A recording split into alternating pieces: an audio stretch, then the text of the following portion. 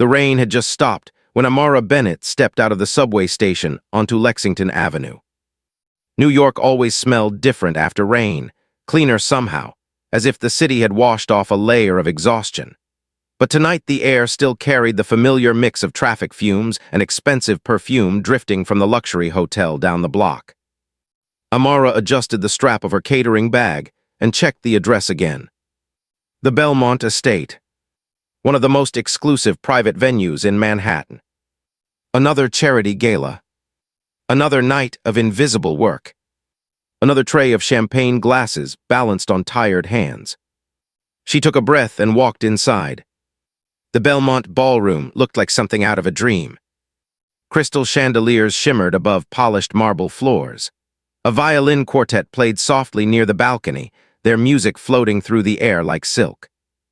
Women in designer gowns laughed over glasses of sparkling wine. Men in tailored suits discussed investments and foundations and philanthropy. Amara had worked enough events like this to know something important. The richer the room, the less anyone noticed the staff. Which suited her perfectly. She tied her apron neatly and stepped into the service line with the other servers. Marcus, another waiter, leaned toward her. "Big night tonight," he whispered. "Yeah. Some billionaire from Europe just landed, owner of half the shipping companies in the Mediterranean." Amara raised an eyebrow. "Another one." Marcus grinned. Apparently this one built his empire from nothing, came to America 50 years ago with $20. She shrugged. "That's the story they all tell." Marcus laughed quietly and picked up a tray. "Maybe, but this guy's name makes people nervous." "What's his name?" Marcus lowered his voice. "Lorenzo Caruso." The name meant nothing to her, and yet something about it stirred a strange uneasiness deep inside her chest. She ignored the feeling. Just another rich guest. Just another shift. Amara had learned the art of invisibility early in life. She grew up in a small apartment in Queens with her mother and grandmother. Money was always tight. Her grandmother, Rosa, spoke with a thick Italian accent that never faded no matter how many years she lived in America. But she didn't speak standard Italian. She spoke something older. A dialect from the mountains of Sicily. As a child, Amara used to sit at the kitchen table while Rosa cooked and told stories. Stories about olive groves, about coastal villages, about songs sung in languages outsiders couldn't understand. Rosa used to say, "Languages are memories, little star. When a language disappears, a whole world disappears with it." Then she would teach Amara phrases, strange words, musical sounds, old greetings used only in tiny villages. Amara loved them. But after Rosa passed away, her mother stopped speaking the dialect entirely. "Some things belong in the past," her mother said. Amara never argued. But she never forgot the words either. 2 hours into the gala, the ballroom buzzed with energy. Guests had started drinking heavily. The violin quartet had switched to faster music, and the air smelled of expensive wine and truffle appetizers. Amara moved smoothly through the crowd with a tray of champagne flutes. Her feet ached in her black heels, but she kept smiling politely. Invisible, professional, quiet. Near the center of the ballroom, a cluster of powerful guests had gathered. Business leaders, investors, board members. At the center of them stood a tall man in his early 40s. Sharp blue eyes, dark suit, confident posture. Amara recognized him immediately. Adrian Whitmore, CEO of Whitmore Global Shipping, host of tonight's event. He looked composed, but something in his expression hinted at tension. He kept glancing toward the ballroom entrance. Waiting. Finally, the doors opened, and the room changed. Not loudly, not dramatically, but the atmosphere shifted like a sudden drop in temperature. An older man stepped inside. Silver hair, sharp cheekbones, dark eyes that seemed to observe everything at once. He walked slowly, but with the kind of quiet authority that made conversations pause. This was Lorenzo Caruso, the Sicilian billionaire, and apparently Adrian Whitmore's father. People whispered. Some nodded respectfully. Others simply watched. Power recognized power. Adrian walked forward to greet him. Their handshake looked polite, but distant. Amara noticed it immediately. There was history there. Complicated history. Champagne service to the Whitmore table, the event manager whispered. Amara nodded. She lifted the tray and moved toward the group. As she approached, she could hear fragments of conversation. Investment opportunities. Shipping routes. European markets. Normal billionaire talk. She stopped beside Lorenzo and lowered the tray slightly. Champagne, sir. The old man turned toward her. Their eyes met. And suddenly Amara felt something strange. Something familiar. His face reminded her of someone. Someone she had seen in old photographs. Before she could stop herself, the words slipped out. Softly, respectfully, in Sicilian dialect. Signori, violeti un bicchiere. Sir, would you like a glass? The moment froze. Lorenzo Caruso didn't move. His hand stopped halfway toward the tray. His eyes widened. The room continued buzzing around them. But for him, everything had stopped. He stared at her face like he had just seen a ghost. Then slowly, very slowly, he spoke. Also in dialect. His voice barely above a whisper. Ku tien segno sta lingua. Who taught you that language? Amara's heart started pounding. She hadn't expected him to understand. She definitely hadn't expected him to answer. She switched back to English quickly.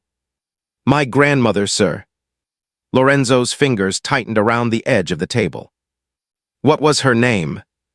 The question came out sharper than intended. Guests nearby turned their heads. Adrian looked confused. Father, what's going on?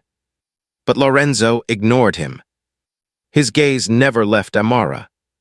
My grandmother's name was Rosa, Amara said quietly. Rosa Bennett. Lorenzo inhaled sharply. No, he whispered. No, that cannot be. Adrian frowned. Father. The old man stood suddenly. His chair scraped against the marble floor. Guests fell silent. He looked at Amara again, studying every detail of her face. The shape of her eyes. The curve of her cheekbones. Something inside his expression broke open. A mixture of shock, recognition, and grief. What is your mother's name? He asked. Amara hesitated. The attention in the room felt overwhelming.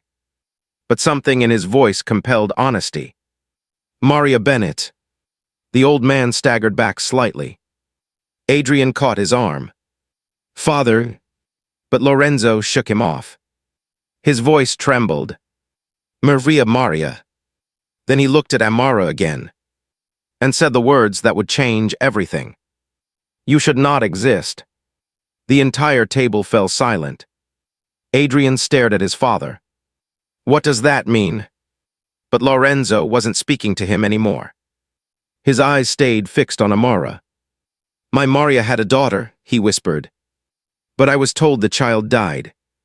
Amara felt her pulse roaring in her ears. What? Lorenzo stepped closer. His voice barely audible. What year were you born? 24 years ago. The old man closed his eyes. For a long moment he didn't speak. Then he opened them again and whispered, My God. He looked at Adrian, his son, then back at Amara, his granddaughter, standing in a waitress uniform, holding a tray of champagne. And suddenly, the richest man in the room looked completely shattered. Adrian's voice cut through the silence. Someone explain what is happening. But Lorenzo didn't answer immediately. Instead, he looked at Amara again. His eyes filled with emotion. Your grandmother's. He struggled to continue. She was the love of my life. The room went completely quiet. Adrian's expression shifted from confusion to realization, and then to disbelief. You're saying, he whispered. Lorenzo nodded slowly. Yes. His voice cracked. I believe this young woman. He looked at Amara one last time. Is my granddaughter. And just like that, the invisible waitress at the charity gala became the center of a secret buried for half a century.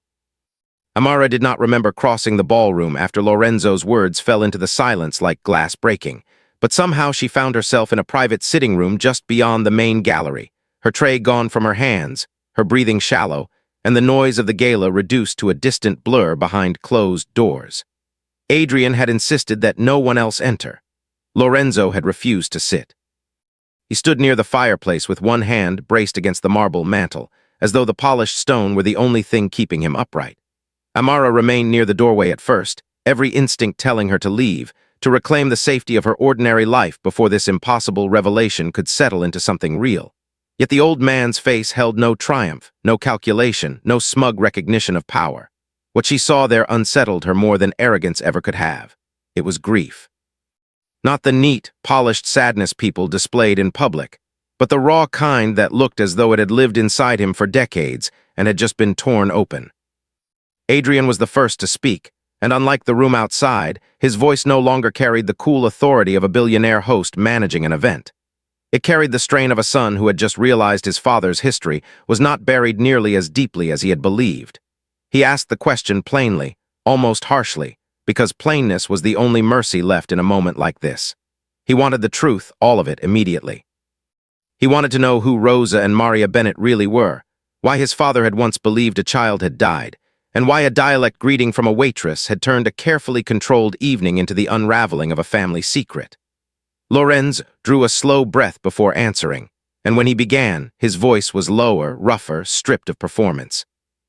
He said that before he became Lorenzo Carus, magnate, patriarch, and international symbol of discipline and force, he had been Lorenzo Vital, the eldest son of an old Sicilian family from a village perched above the sea and the olive hills of western Sicily.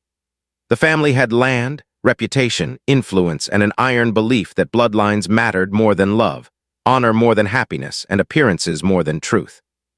He said that in that village there had been a girl named Rosa Belleforte, the daughter of a cooper and a seamstress, a girl too intelligent for the life people expected of her, and too proud to bow under the weight of her circumstances. She had not belonged to his class, but she had possessed something far rarer than status.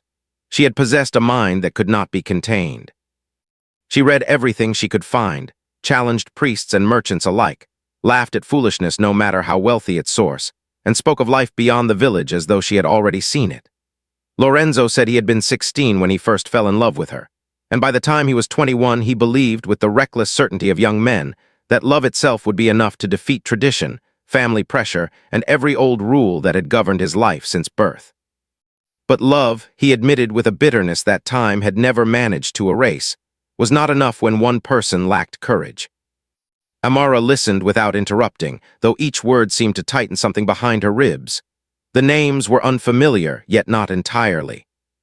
Her grandmother had always been simply Rosa Bennett in the stories her mother allowed, but there had been odd fragments over the years. Old recipes with names her school friends could not pronounce, bits of folk sayings that did not sound American, a silver medallion tucked in a sewing box. And once, when Amara was perhaps 10 years old, a moment when she had heard her grandmother crying behind a half-closed kitchen door while whispering a man's name she could never quite remember.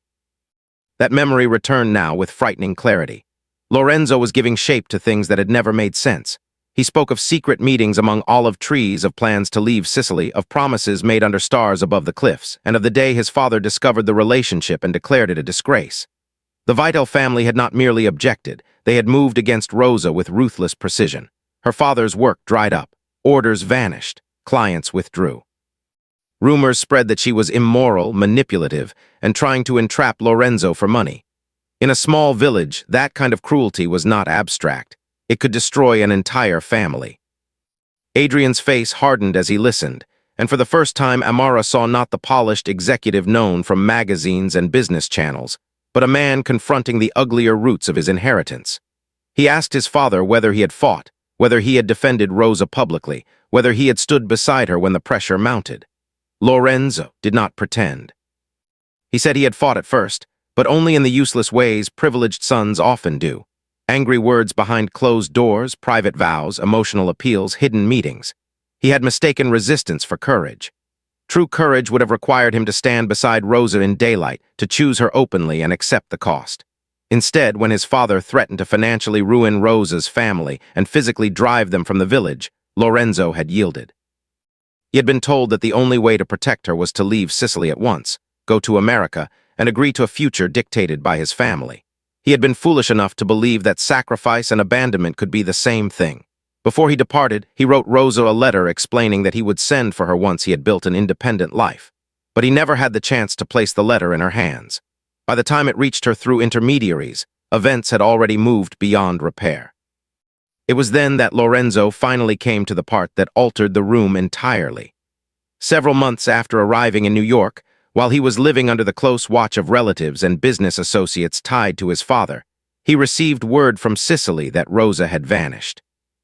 The story he was told was simple and devastating. She had given birth prematurely, the infant had not survived, and shortly afterward she had left the village with an older aunt, broken by grief and determined never to see him again. Lorenzo had begged for details, names, proof, any address he could follow, but his family insisted there was nothing more to know. He sent inquiries through every contact he had. He offered money. He wrote letters. Most went unanswered, and the few responses he received repeated the same line. The child had died, Rosa had disappeared, and the past was over.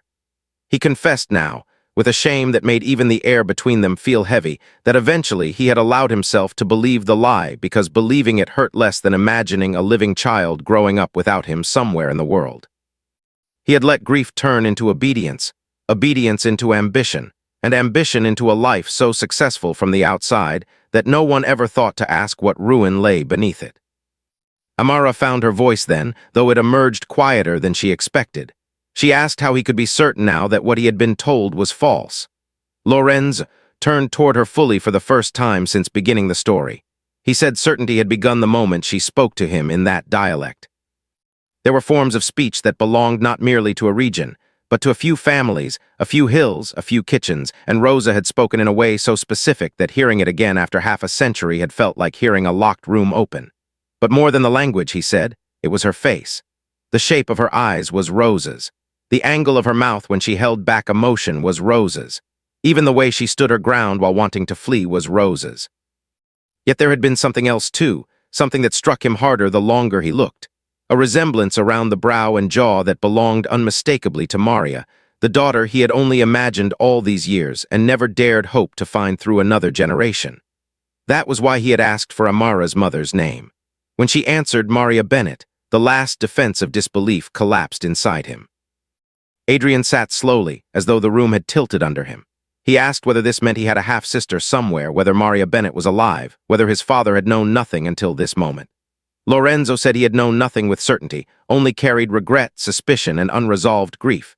He explained that over the years he had tried quietly to find records of Rosa's emigration and possible descendants, but whenever he came close, trails seemed to dissolve. Names had changed. Dresses vanished. Communities protected their own. Eventually his search became less direct, hidden behind charitable donations, private investigators, and inquiries so careful they never made public waves. He had convinced himself he was respecting Rosa's wish not to be found, but in truth he had also feared what he might discover about the cost of his weakness. When Adrian asked why he had never told him any of this, Lorenzo answered with an honesty so stark that it silenced them both. He said that he had built an empire on the discipline of silence. He had learned from his father that secrets kept power intact, and by the time he understood how poisonously that lesson had shaped him, he no longer knew how to speak tenderness or confession to anyone, least of all his own son. The confession shifted something in Adrian, but it did not soften him. Instead, his questions became sharper, more practical, shaped by the present rather than the past. He wanted to know whether anyone else could know of this connection, whether there were documents, letters, or rivals who might use the information if it became public. He had spent too many years in boardrooms not to see vulnerability where others saw sentiment. Lorenzo answered that old family records likely still existed in Sicily, and that one or two elderly retainers had known pieces of the story decades ago, but he had no proof that anyone today understood the full truth. Still, he admitted there was danger in history resurfacing without control. Certain people in business and society liked bloodline scandals because they weakened reputations. Yet he seemed almost indifferent to the threat as it concerned him. What shook him was not exposure. It was the fact that Amara had spent her life working 2 jobs, serving wealthy strangers in silence, while carrying blood that connected her to him and all the privilege he had failed to use for her family's protection. That realization seemed to wound him more deeply than any fear of newspapers or investors. Amara almost resented the look in his eyes then, because pity was the one thing she could not bear. She told him firmly that whatever his blood meant, she had not come there seeking anything. She had not planned a revelation, had not studied his biography, had not recognized his face from old photographs. She had only offered him champagne in the manner her grandmother once taught her, and if fate had chosen that moment to drag buried truth into the light, it had done so without her permission. Lorenzo did not argue. He accepted the rebuke with an expression that made clear he believed he deserved worse. Adrian, however, looked at her with a different kind of intensity. He said he believed her completely, but the situation had moved beyond simple disbelief or acceptance. If Maria Bennett was indeed his half-sister, then this was no longer only his father's old tragedy. It was his own family history reshaping itself in real time. He said he did not yet know what that meant, but he knew one thing already. Amara would not be left alone to manage the consequences. The words startled her more than she expected. She had spent years surviving on self-reliance, on careful budgeting, on silence, on making herself small enough to pass through difficult places without drawing damage toward herself or her mother. The idea that someone from a world so distant would claim responsibility, even in the vaguest terms, made every defensive instinct rise at once. She told him she did not need rescue. She needed space, time, and the chance to speak to her mother before anything else happened. Adrian accepted that quickly, more quickly than she had expected, and something in that restraint eased her. Lorenzo asked only one question before she left the room. He asked whether Maria was alive.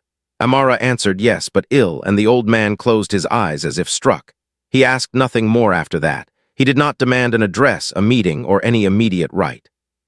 Instead, he bowed his head slightly and said that if Maria Bennett was indeed Rosa's daughter, then he would wait as long as necessary for her decision, because he had taken enough from that line of women already. The gala ended around them like an event happening in another country. Adrian arranged for another staff member to finish Amara's duties, and although she hated walking out before the shift ended, she no longer trusted herself to carry a tray without dropping it. The night outside had turned cold. Cars lined the curb in glittering procession, and photographers still hovered near the front for society page images of donors and executives. Adrian quietly escorted her through a side exit to avoid attention. Lorenzo did not follow, but just before the door closed behind her, Amara glanced back and saw him standing alone in the center of the private room, one hand over his mouth, looking less like a billionaire than an old man who had just discovered that the dead were not dead at all. The image stayed with her all the way home. Her apartment felt smaller than ever that night. The kitchen light was on, and her mother, Maria Bennett, sat at the table in a wool robe with a cup of mint tea untouched before her. Illness had thinned her face over the last 3 years, and stress had added years to her posture, but there was still dignity in the way she held herself. She took one look at Amara and knew something had happened. Mothers often know before language catches up. Amara sat opposite her and tried twice to begin before the words arranged themselves. When she finally said the name Lorenzo Caruso, her mother's hand tightened around the teacup so suddenly that a tremor ran through the spoon beside it. Then Amara said another name, the one he had spoken about his youth, the one he said he carried before becoming Caruso. Lorenzo Vital. At that, Maria's face lost all color. What followed was not a single conversation, but an unraveling. At first, Maria denied knowing the name in any meaningful way. Then she said only that her mother had once known a man in Sicily who betrayed her. Then she grew silent for so long that Amara feared she had said too much. Finally, Maria rose, crossed the apartment, and reached to the top shelf of the hall closet where an old biscuit tin sat behind folded blankets. She brought it to the table and placed it between them with both hands. Inside were letters tied with faded ribbon, a photograph of a young woman standing by a stone wall above the sea, and another of a stern-faced young man in a dark suit whose eyes looked impossibly familiar. Maria touched the photograph, not with affection exactly, but with the grave tenderness people reserve for wounds that shaped them. She said the man in the photograph was her father.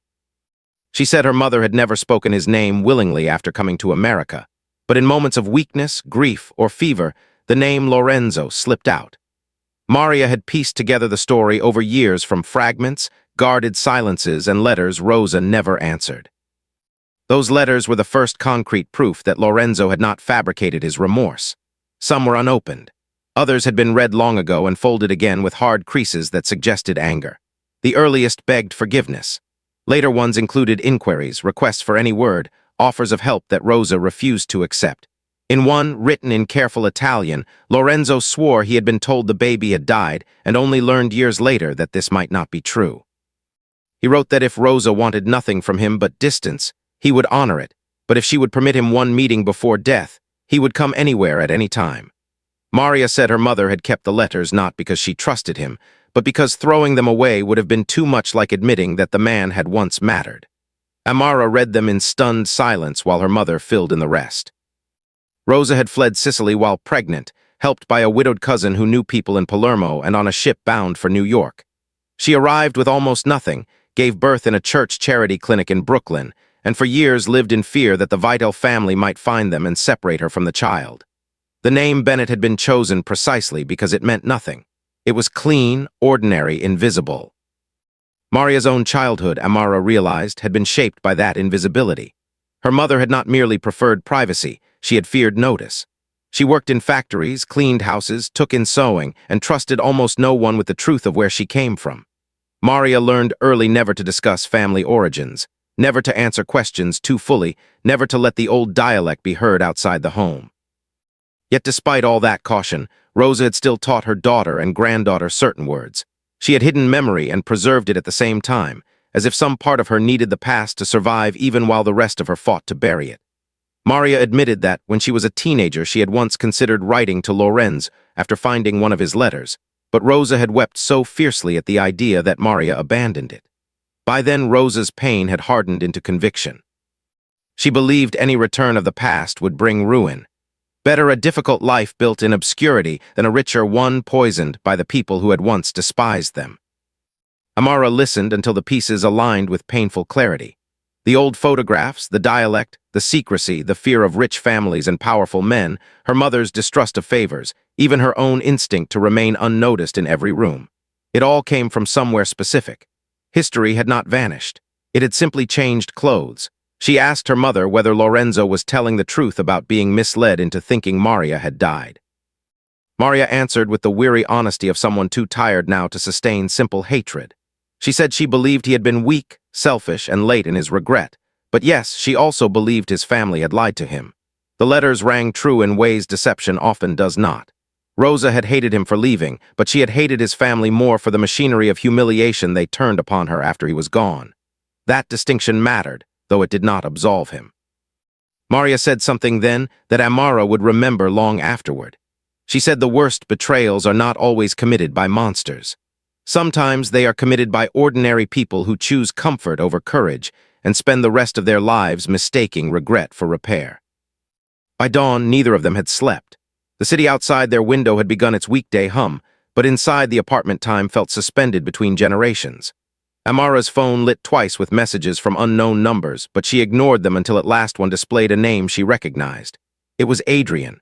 His message was simple. He apologized for the chaos, said his father would not contact her directly unless invited, and asked only that she confirm she had returned home safely. The tone was careful, respectful, almost formal, as if he understood that any misstep now could fracture a bridge not yet built. Amara responded briefly and then placed the phone face down. She did not know what would come next. She knew only that the life she had inhabited the day before no longer fit around her in the same way. She had gone to work as a waitress. She had come home carrying the weight of a buried family line, a grieving old man, a stunned billionaire son, and a mother forced at last to open the locked room of her own childhood. Over the following 2 days, ordinary routine became impossible even though Amara tried desperately to keep hold of it. She worked a breakfast shift at the diner, smiled at customers, carried coffee pots, and wrote orders on her pad while her mind replayed every sentence from that private room at the Belmont estate. Once, while pouring cream into a cup, she heard two finance men at the counter mention Adrian Whitmore's gala and laugh about the old-world theatrics of rich European families. They had no idea how close the story sat beside them in the woman refilling their sugar jar. Amara did not react, but the moment made her understand with startling force how easily the lives of ordinary people can become spectacle when wealth and bloodline enter the frame. By the time her shift ended, she found herself exhausted not by labor but by concealment. At home, Maria had spread the letters across the table and begun translating some into English for Amara. As if once the seal of silence broke, she no longer had the strength or desire to rebuild it. Then the next development arrived. Adrian requested a private meeting, not at a corporate office or the estate, but at a quiet coffee shop uptown with no photographers and no public relevance. He said his father had asked for nothing, but Adrian himself needed to understand the truth from Maria if she was willing, because if Amara truly was his niece, then he could not go on pretending this was only his father's unfinished business. Maria resisted at first. Years of caution do not melt in a weekend. But after hours of discussion, she agreed that avoiding the truth would not make it smaller. She would not meet Lorenzo yet, she said, but she would meet Adrian. She wanted to look in the face of the man who had grown up with the legitimacy, security, and recognition that had been denied to her, and she wanted to see what kind of person he really was before deciding whether any door should open further. That meeting would come next, and with it an even deeper disturbance of the tidy boundaries between wealth and struggle, guilt and inheritance, blood and choice. But before any of that unfolded, Amara stood alone at her bedroom window on the night before they were due to see Adrian and looked at the city lights burning through the dark. She thought of her grandmother crossing an ocean with fear and resolve. She thought of her mother preserving dignity through scarcity. She thought of Lorenzo frozen in a ballroom, undone by a greeting from a language he believed had vanished from his life forever. And for the first time beneath the fear, something else stirred inside her. It was not hope exactly. Hope felt too soft, too generous for such a tangled beginning. It was something harder, steadier, and perhaps more dangerous. It was the sense that truth, once awakened, had its own momentum, and that whether it healed or hurt, it demanded to be walked through completely. Amara did not yet know if she was ready. She only knew that she had already begun. When she finally turned from the window, her mother was standing in the doorway, watching her with tired but clear eyes. Maria said softly that Rosa used to claim every family carried two inheritances, the one of blood and the one of choice. Blood arrived without permission. Choice required courage. Then Maria crossed the room and handed Amara one of the old photographs, the one of Rosa as a young woman by the sea, her expression bright with intelligence and challenge. "Whatever happens now," Maria said, "we do not let their world define us. We decide for ourselves what this truth means." Amara took the photograph carefully and nodded.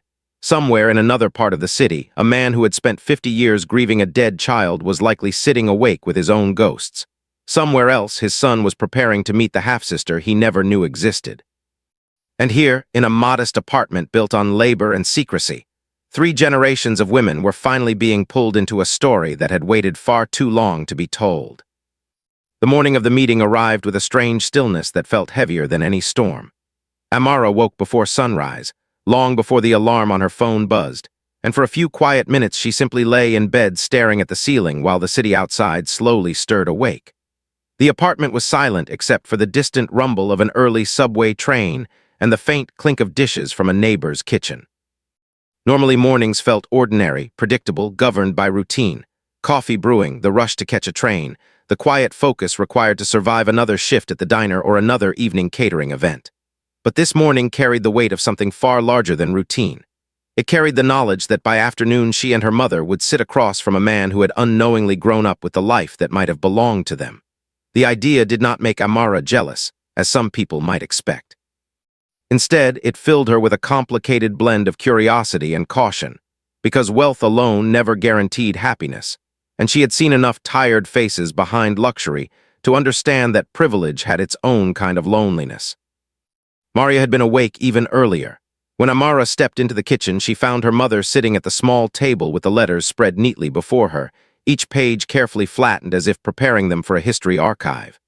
A cup of tea cooled beside her elbow, forgotten as she read the looping Italian handwriting once again.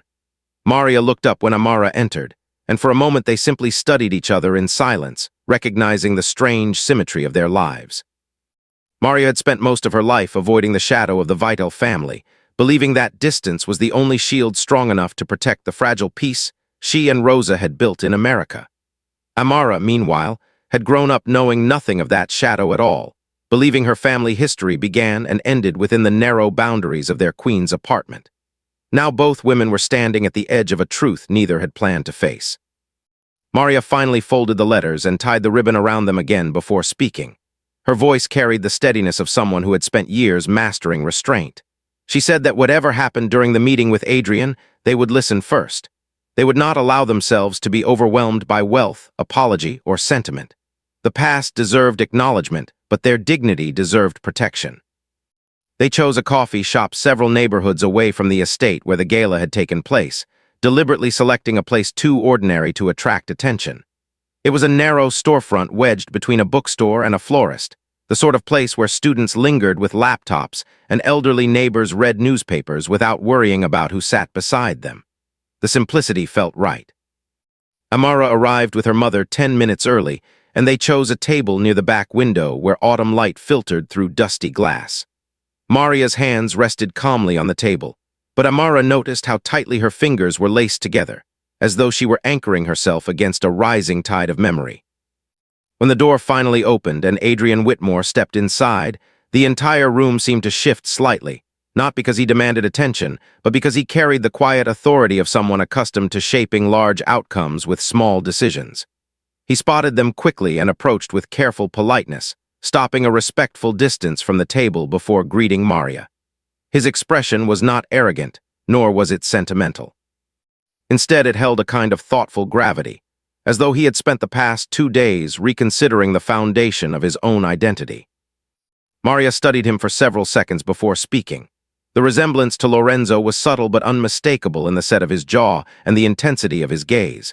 Yet Adrian carried none of the old man's haunted weariness. He seemed younger in spirit, perhaps because he had not spent decades wondering about a lost child. When Maria finally introduced herself, Adrian responded with a quiet sincerity that surprised both women. He did not attempt to embrace her, nor did he offer dramatic apologies on behalf of his father. Instead, he simply acknowledged the possibility that they were connected by blood and said that if that connection proved real, he hoped they could navigate it without pressure or expectation. His calmness eased the tension slightly. Amara realized he understood something important. Relationships built on guilt often collapsed under their own weight. What they needed first was clarity. The conversation unfolded slowly, almost cautiously, as if each participant were stepping across a fragile bridge that could collapse under sudden movement. Maria began by explaining the fragments of her childhood that she remembered clearly. Her mother Rosa working tirelessly to maintain their independence, the unspoken rule that certain names and places were never discussed, the occasional arrival of letters from Italy that Rosa refused to open but could never bring herself to discard. Adrian listened intently, asking careful questions about dates and locations while comparing them with details his father had shared about the same period. Piece by piece, the timeline aligned. Rosa Bellaforte had left Sicily in late spring nearly 5 decades earlier, traveling through Palermo before boarding a ship bound for New York under the guidance of a distant cousin. Lorenzo had arrived in America shortly afterward under the supervision of relatives who were already expanding the family's shipping interests in the Atlantic trade. By the time Maria was born, the two lives had already diverged across an ocean. What struck Adrian most deeply was the realization that, while his father had been building a fortune in Manhattan offices, Maria and Rosa had been living only a few miles away in Brooklyn, surviving through factory work and relentless determination. Amara watched the realization settle into Adrian's expression like a slowly rising tide. He did not interrupt or attempt to defend the past. Instead, he leaned back slightly and absorbed the weight of it. For the first time since entering the cafe, the confident executive seemed momentarily uncertain. Eventually, he spoke, acknowledging that the truth was both simpler and more painful than any corporate scandal could ever be. A young couple had been separated by pride, prejudice, and family pressure. A lie about a child's death had sealed the separation, and decades had passed before anyone questioned the story deeply enough to uncover the truth. He said that hearing Maria's account made something painfully clear. The success of his father's empire had been built during the same years Rosa struggled to create stability for her daughter. Adrian did not attempt to measure which life had been harder, but he admitted that the contrast forced him to reconsider what legacy truly meant. Wealth, after all, could build buildings and companies, but it could not restore the years lost to silence. Maria's response surprised him. She said she did not blame him for the life he had lived. A child did not choose the circumstances of birth any more than Rosa had chosen the cruelty of Lorenzo's family. What mattered now was not assigning guilt, but deciding what kind of future they could construct from the truth. She confessed that for years she had imagined confronting her father with anger, demanding explanations that might finally balance the scales of her childhood. Yet seeing Adrian across the table shifted something inside her. The existence of another child in Lorenzo's life meant that the story was no longer a simple tragedy of abandonment. It was a complicated family fracture, one that had shaped multiple lives in different ways. Maria admitted she did not yet know whether she wanted to meet Lorenzo again, but she did know she wanted the cycle of silence to end with her. She had spent too many years hiding from a name that still echoed through her memories. The meeting lasted nearly 2 hours, though none of them noticed time passing. They spoke about Rosa as a young woman with fierce intelligence, about the small Brooklyn apartment where Maria had grown up, about the day Adrian had first joined his father's company as an ambitious graduate determined to prove himself. Each story added texture to a shared history that had existed invisibly until now. What emerged from those stories was not bitterness, but a cautious understanding. Adrian confessed that his relationship with Lorenzo had always been distant, shaped more by expectations than affection. The revelation about Maria had shaken him not because it threatened his position in the family business, but because it forced him to see his father as something more complicated than the relentless figure he had known. Lorenzo was not merely a disciplined patriarch. He was a man who had spent half a century carrying regret like an unspoken illness. Adrian admitted that the discovery of a sister and niece had begun to change the way he looked at the future. For the first time, he wondered whether repairing the past might be more meaningful than expanding an empire. As the conversation drew to a close, Adrian asked whether Maria would consider meeting Lorenzo face to face. The request hung in the air like a fragile thread. Maria did not answer immediately. Instead, she looked at Amara, then at the letters resting inside her handbag. Finally, she said that she would think about it, but the meeting would have to happen on her terms. She would not walk into one of Lorenzo's grand estates or corporate offices. If they were to speak, it would be somewhere neutral, somewhere that reminded them both of the ordinary lives their choices had shaped. Adrian agreed without hesitation. He promised to convey the message to his father and to ensure that any meeting respected Maria's boundaries. Before leaving, he hesitated and then extended his hand across the table. Maria studied it briefly before accepting the gesture. The handshake was simple, almost understated, yet it carried the quiet recognition of a new relationship beginning in uncertain soil. When Adrian left the cafe, Amara felt a strange sense of calm settle over her. The world outside continued moving exactly as before. Taxis honked, students hurried past with backpacks, and the florist arranged bright bouquets in the shop window next door. Yet something fundamental had shifted inside her. For the first time, she realized that this unfolding story was not only about Lorenzo's regrets or Maria's hidden past. It was also about her own future. She had grown up believing that identity was something you protected by staying small, by avoiding attention, by refusing connections that might complicate a fragile life. Now she saw another possibility emerging. Perhaps identity could also be something you expanded by embracing truth, even when that truth carried painful echoes.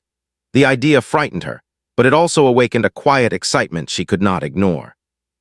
Over the following week, events moved more quickly than anyone expected. Adrian returned to the cafe 2 days later with a message from his father. Lorenzo had agreed to Maria's conditions and suggested meeting in Central Park near a small stone bridge overlooking the lake, a place where ordinary families walked and children fed ducks without recognizing the power structures of the city around them. Maria accepted the location, though she remained visibly nervous. On the morning of the meeting, she dressed carefully in a dark blue coat Rosa had once worn, as though carrying a piece of her mother's presence into the moment. Amara accompanied her, not as a witness to confrontation but as a quiet support. When they arrived at the bridge, Lorenzo was already there, standing beside the railing with his hat held tightly in both hands. For a man who commanded boardrooms and fleets of ships, he looked almost fragile against the autumn sky. The moment Maria stepped onto the path, Lorenzo turned. For several seconds, neither spoke. The silence was not hostile but heavy with recognition, as if two people separated by decades were finally acknowledging the truth that had followed them across half a century. Lorenz took a hesitant step forward before stopping himself, aware that any sudden gesture might overwhelm the delicate balance of the moment. His voice, when it finally emerged, carried none of the authority that had defined him at the gala. Instead, it held the quiet vulnerability of someone confronting the consequences of long-ago decisions. He said Maria's name softly, as though testing whether it still belonged to the world. Maria did not rush toward him, nor did she turn away. She simply studied his face, measuring the years etched into it, the lines that grief had carved deeper than age alone could explain. Then she spoke, and her voice was steady despite the emotion beneath it. She said she had spent most of her life imagining this meeting, yet now that it had arrived, she realized she did not know what words could possibly bridge the distance between them. Their conversation that afternoon did not resolve everything, nor did it attempt to. Instead, it unfolded with surprising honesty. Lorenzo admitted that no apology could restore what Maria and Rosa had lost, but he also refused to pretend that regret alone defined him. He wanted to know Maria as a person, not merely as a symbol of his past mistakes. Maria listened carefully before responding that forgiveness could not be forced into existence by sincerity alone. Yet she also acknowledged that seeing him here, older, humbler, stripped of the arrogance she had imagined, made it harder to cling to pure anger. For the first time, she began to understand the difference between a villain and a flawed human being.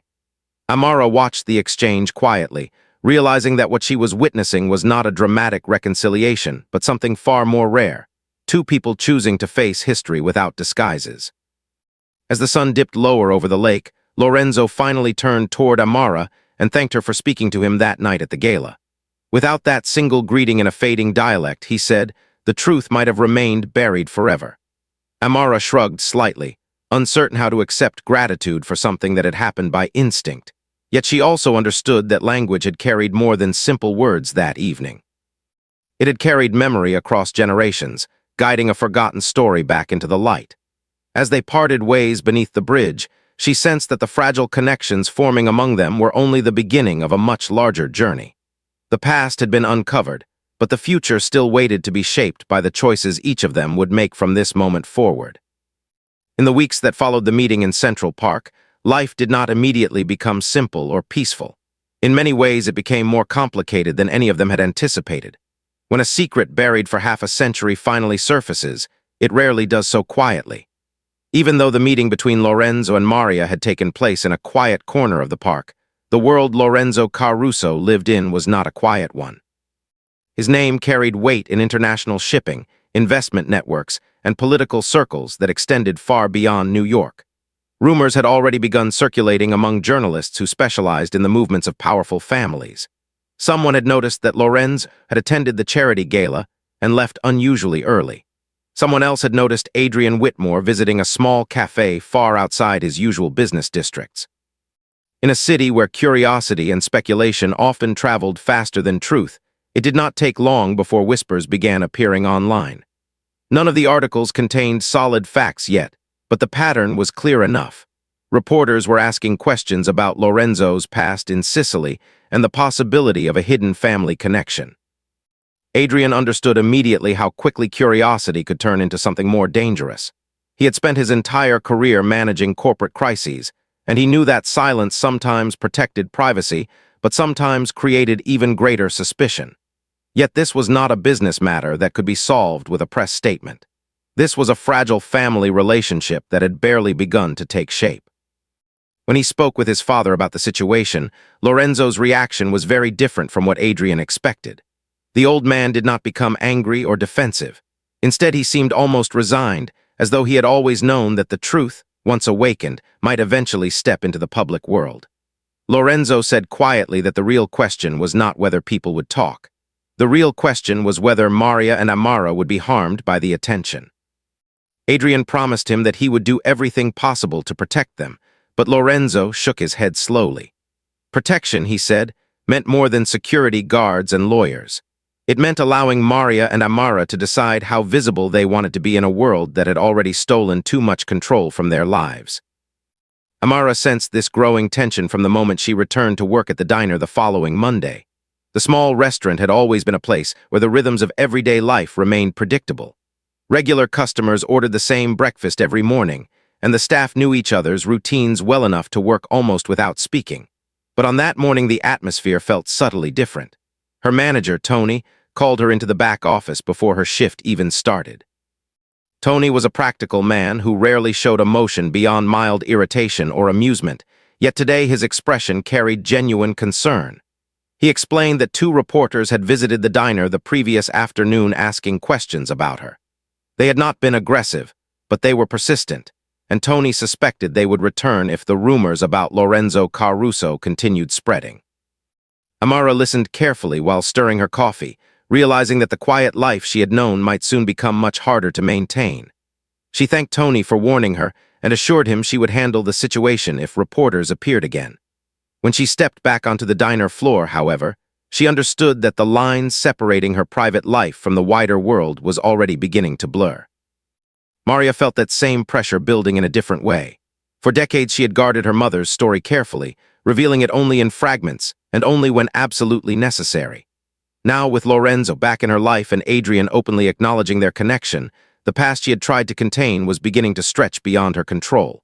One evening, while Amara prepared dinner in the kitchen, Maria sat by the window with Rosa's old letters spread across her lap. She reread them slowly, studying the faded ink and remembering the first time she had discovered them hidden in the biscuit tin. Back then, the letters had seemed like relics from a distant life, proof that a man somewhere in the world still remembered the woman who had raised her.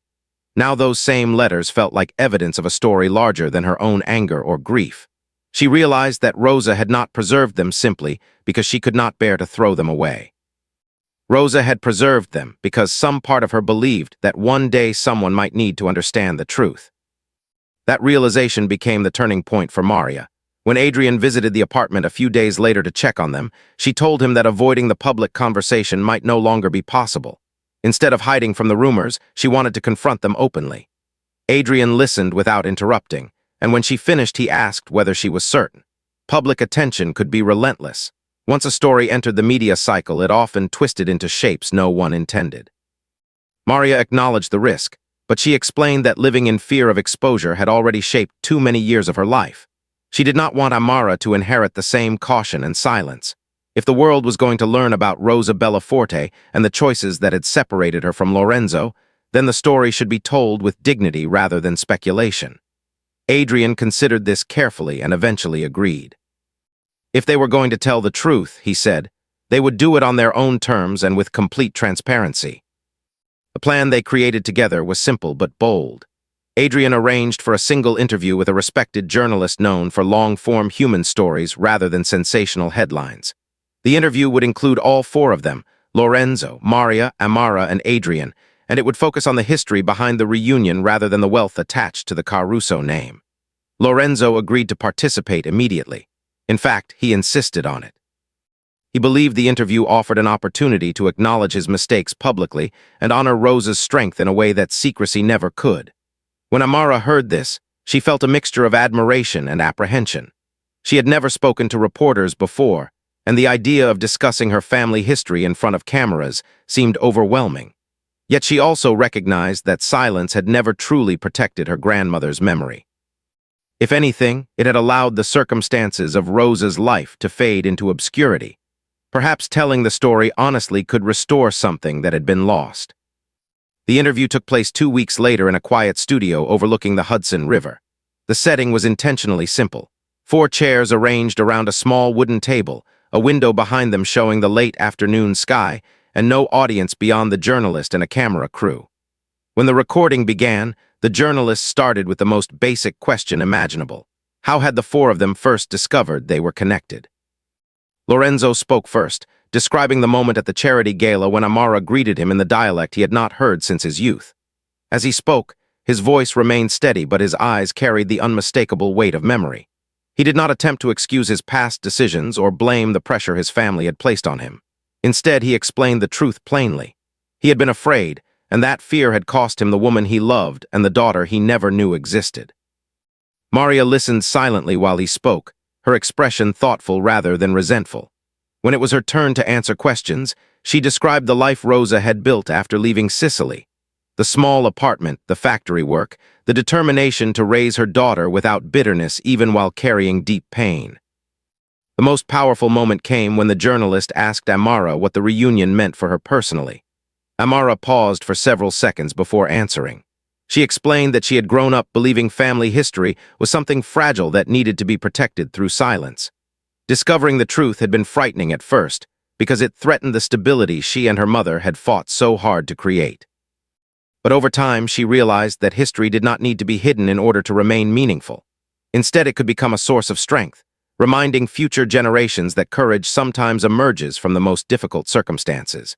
She said that her grandmother had crossed an ocean with nothing but determination and love for her unborn child. That act alone proved that Rosa Bellaforte's legacy was not defined by the cruelty she experienced, but by the resilience she carried forward. When the interview aired the following week, the response was very different from the sensational speculation many reporters had predicted. Viewers were moved by the honesty of the story rather than shocked by its details.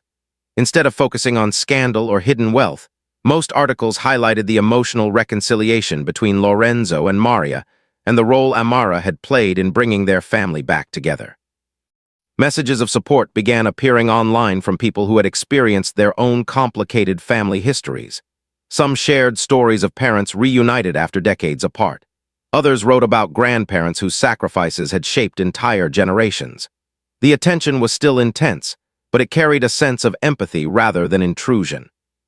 For Amara, the most unexpected outcome arrived several weeks later when a letter arrived at the apartment addressed in elegant handwriting. Inside was an invitation from a linguistic research institute affiliated with a major university. The institute had seen the interview and learned about Amara's fascination with dialects and disappearing languages. They offered her a scholarship to study linguistics formally, along with the opportunity to participate in a cultural preservation project documenting endangered dialects across immigrant communities.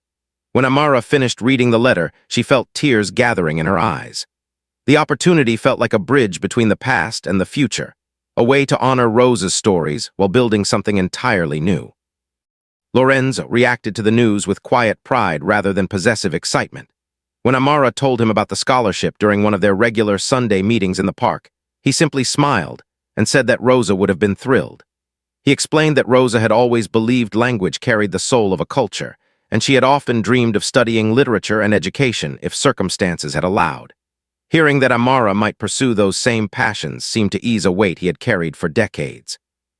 Maria, meanwhile, watched the exchange with a thoughtful expression that suggested she was finally seeing her father not as the man who had abandoned her mother, but as the man who was trying, however imperfectly, to repair what he could. The months that followed were filled with small but meaningful changes. Amara began her university program while continuing to work part-time at the diner, refusing to abandon the life that had shaped her values. Adrian visited often, sometimes bringing books or research articles he thought might interest her. Lorenz remained careful not to intrude, yet he attended every milestone he was invited to witness. Slowly, the fragile relationships that had begun with uncertainty grew stronger through shared experiences and honest conversation. They did not erase the past, but they allowed each member of the family to understand it more clearly. One autumn evening nearly a year after the gala, the four of them gathered again at the same stone bridge in Central Park where Maria had first spoken to Lorenzo.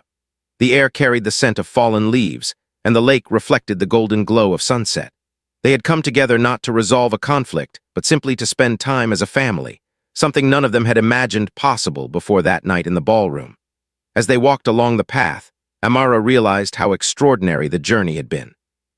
A single greeting spoken in a forgotten dialect had reopened a door that had remained closed for 50 years. Yet what truly mattered was not the coincidence itself, but the choices that followed. Each of them had chosen to face the truth rather than retreat from it. Each of them had chosen honesty over silence. Standing beside the bridge, Amara looked at the three people who now shared her life in ways she could never have predicted. Her mother, whose strength had preserved their dignity through years of hardship. Lorenz, whose regret had finally transformed into responsibility. And Adrian, whose willingness to listen had turned a business empire into something more humane. She understood then that family was not defined solely by blood or by the mistakes of previous generations. Family was defined by the courage to build something better from whatever history had left behind. The evening ended with quiet laughter as the sun disappeared behind the skyline. For the first time since discovering the truth, Amara felt certain about the future.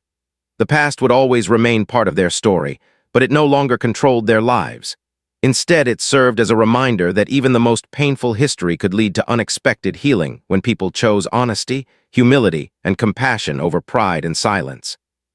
And somewhere, she liked to believe, Rosa Bellaforte was watching that transformation with the same fierce pride she had carried when she first stepped onto American soil decades earlier, determined that her daughter, and someday her granddaughter, would inherit a life shaped not by fear but by possibility.